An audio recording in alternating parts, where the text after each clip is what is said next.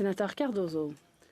Merci, Madame la Présidente. C'est avec plaisir que je m'associe aux hommages rendus à la sénatrice Donna Dasko, et ce au nom du groupe progressiste du Sénat. Bien que je connaisse son travail depuis de nombreuses années, j'ai eu la chance de devenir un de ses bons amis pendant mon mandat au Sénat. Nous avons tout œuvré pour faire avancer les questions relatives à l'indépendance du Sénat, au rôle des groupes de réflexion, à la vigueur des médias d'information et à la démocratie. J'ai toujours apprécié son style collaboratif.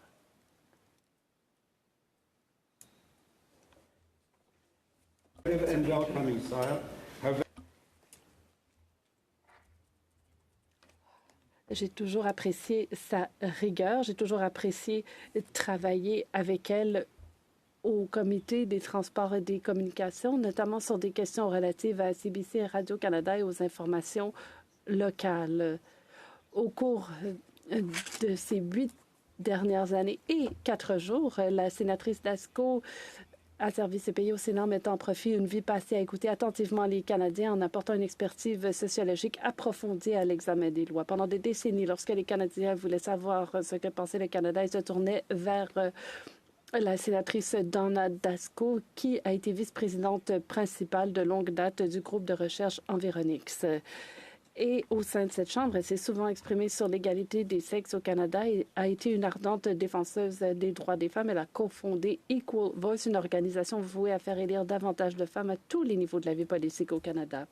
Qu'il s'agisse de faire pression pour l'intégration de l'analyse comparative entre les sexes dans l'élaboration du budget, par exemple, ou de présenter des projets de loi visant à moderniser les statistiques nationales, ou de promouvoir la place des femmes dans la politique canadienne, ces interventions au Sénat font partie de son héritage exceptionnel en matière d'égalité. Elle se souciait profondément non seulement de ce que faisait le Sénat, mais de la façon dont les Canadiens comprenaient, faisaient confiance à cette institution.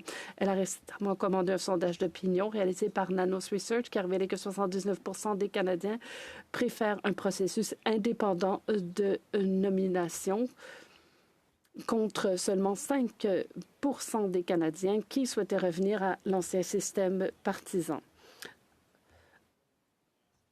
Il s'agit donc d'un dernier signal en faveur de la réforme menée ces 10 dernières années. La sénatrice Dasko a-t-il sa voix pour souligner l'importance de défendre la souveraineté ukrainienne, de renforcer l'aide humanitaire et militaire du Canada à ce pays et de maintenir les sanctions contre l'agression russe. Je suis particulièrement heureux de vous dire qu'elle co-parrainera avec moi et quelques députés la journée des groupes de réflexion sur la colline en septembre et qu'elle sera de retour pour cette occasion. Donna, merci pour ces décennies au service de la fonction publique, pour cet attachement à la vérité et ce travail inlassable pour bâtir un Canada plus équitable, plus inclusif, plus digne de confiance et démocratique. Nous vous souhaitons tout le succès possible dans votre nouvelle carrière.